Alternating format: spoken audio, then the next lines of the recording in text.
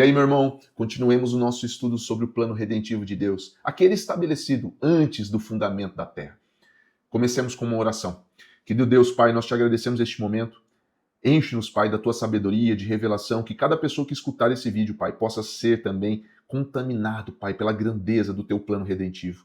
Aumenta em nós, Pai, a percepção, a sensibilidade, a tua palavra. Eu te agradeço, no santo nome de Jesus. Amém. Dando continuidade ao último vídeo, nós finalizamos ali falando da proibição de Deus ao acesso do homem à árvore da vida.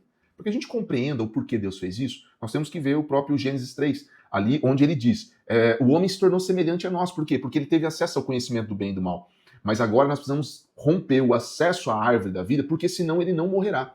E não morrendo, ele vai continuar eternamente o quê? Escravo do conhecimento do bem e do mal. É uma sabedoria, porque a árvore da vida, ela representa a sabedoria. E o fruto do bem e do mal, ele representa a árvore do conhecimento do bem e do mal. Então nós precisamos entender qual que é essa ponte entre o conhecimento e a sabedoria.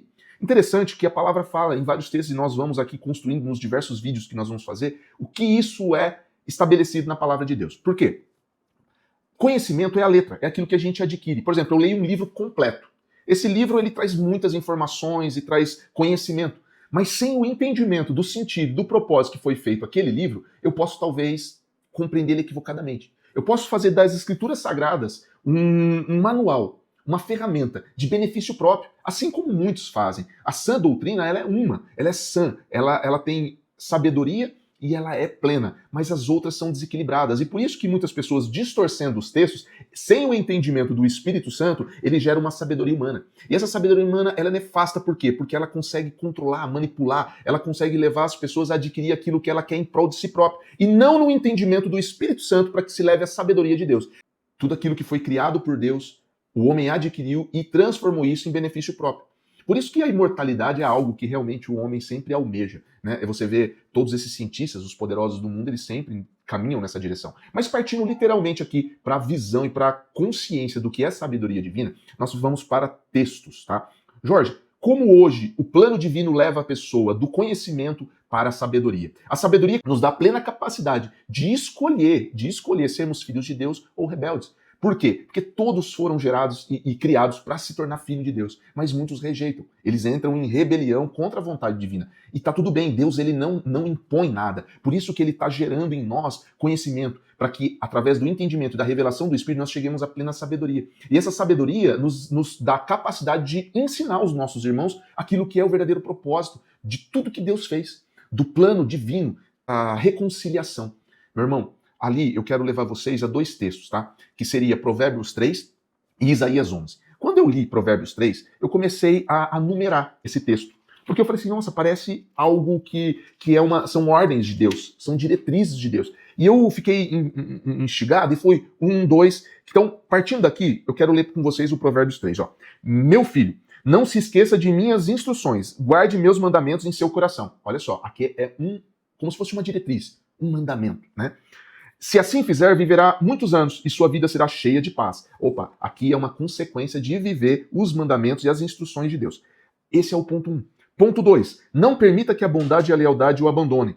Prendam-as ao redor do pescoço e escrevam-as no fundo do coração. Então você conseguirá favor e boa reputação diante de Deus e das pessoas. É a consequência de que a gente não abandone a bondade e a lealdade de Deus. Veja, número 3. Confie no Senhor de todo o coração. Não dependa de seu próprio entendimento. Olha só, não dependa do seu próprio entendimento. Até vou grifar aqui, ó.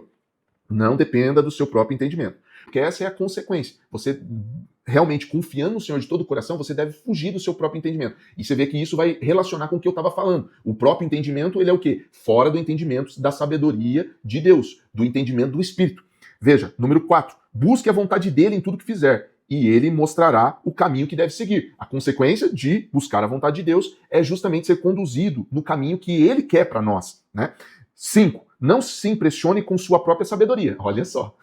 Tema o Senhor e afaste-se do mal. Quer dizer, a nossa própria sabedoria, ela nos leva ao quê? Ao mal.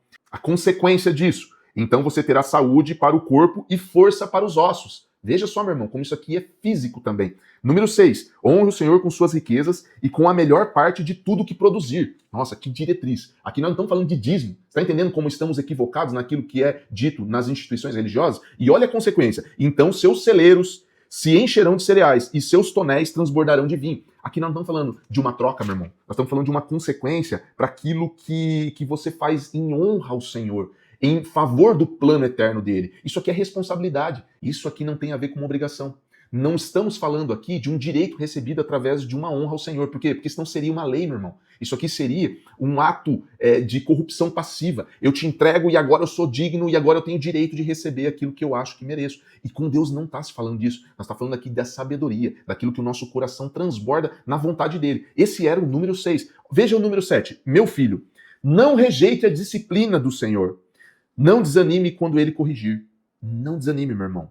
Pois o Senhor corrige quem ele ama, assim como o pai corrige o filho a quem ele quer bem.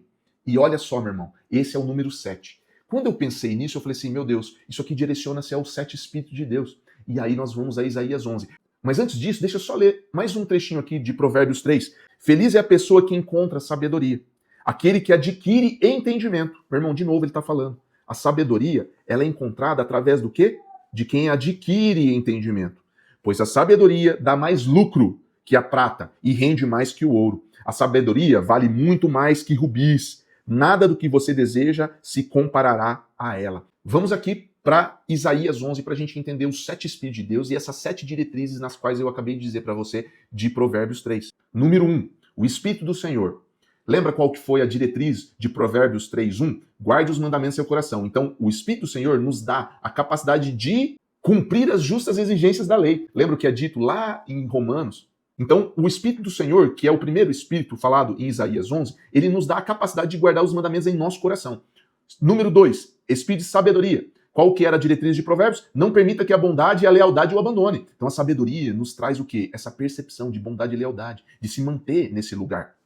Número 3, Espírito de entendimento ou compreensão. Confie no Senhor de todo o seu coração. Meu irmão, olha o que é o entendimento. Quando eu confio no Senhor, porque esse entendimento me leva à sabedoria dele, e não ao conhecimento humano, não ao aumento da sabedoria humana, que é o aumento da ciência, o aumento da capacidade de cumprir seus próprios desejos, as suas expectativas. Então veja, aqui, o Provérbios 3:5 diz, confie no Senhor de todo o seu coração, e o espírito de entendimento e compreensão nos leva a isso. Número 4, o espírito de conselho. Olha Provérbios 3:6, busque a vontade dele, de quem? Do Pai, em tudo que fizer. Você quer conselho melhor do que o Espírito Santo do conselho, que nos leva a fazer a vontade do Pai? Aí o número 5, o espírito de fortaleza ou poder. Qual que foi a diretriz lá de Provérbios 3:7? Tema o Senhor e se afaste do mal. Olha só, o espírito de poder é o quê? Para temer o Senhor. Número 6, espírito de conhecimento. Qual que é a diretriz de Provérbios? Honre o Senhor com suas riquezas e com a melhor parte de tudo que produzir. Esse é um conhecimento, irmão. Conhecimento adquirido através do Espírito Santo. Número 7, espírito de temor do Senhor. Não rejeite a disciplina do Senhor. Então a 7ª virtude aqui do Espírito Santo de Deus, que é o 7º espírito de temor ao Senhor, ele nos leva à disciplina, irmão. Por quê? Porque Deus disciplina aqueles que ele ama. Um pai faz isso. Então, para que o vídeo não fique longo, eu quero finalizar aqui e quero que você entenda essa construção que nós estamos fazendo dessa sabedoria. Tá? Porque o plano eterno de Deus era que a gente tivesse todo o conhecimento do bem e do mal no entendimento do Espírito para que a gente tivesse acesso à sabedoria. Por isso que a árvore da vida ela era de livre acesso antes do pecado. Antes do conhecimento do bem e do mal, embutido de uma forma totalmente equivocada, abrupta. Como a gente pegar todo o conhecimento que tem na humanidade e colocar numa criança de 5 anos. Ela vai ter capacidade de entendimento para que aquilo se torne algo bom na vida dela? Com certeza não, né, meu irmão? Porque ali a corrupção da carne ela entrou. Então eu quero que você compreenda que Deus tinha um plano.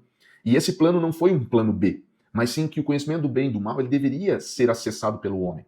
Como foi acessado do jeito errado, de certa forma nós não poderíamos ter a sabedoria em cima disso. Por isso que Deus queria que nós fôssemos o quê? Comendo, recebendo o conhecimento através do entendimento do Espírito, para que a gente acessasse diariamente a sabedoria através daquelas parcelas. Então é uma progressão, é um crescimento de sabedoria. Então guarde isso no seu coração e no próximo vídeo nós continuaremos dando ênfase a isso e explicando biblicamente como isso é um plano que se estabeleceu de Gênesis a Apocalipse. Um forte abraço, até o próximo vídeo. Acompanhe com a gente, porque isso aqui está ficando cada vez mais interessante. Um forte abraço, tchau, tchau.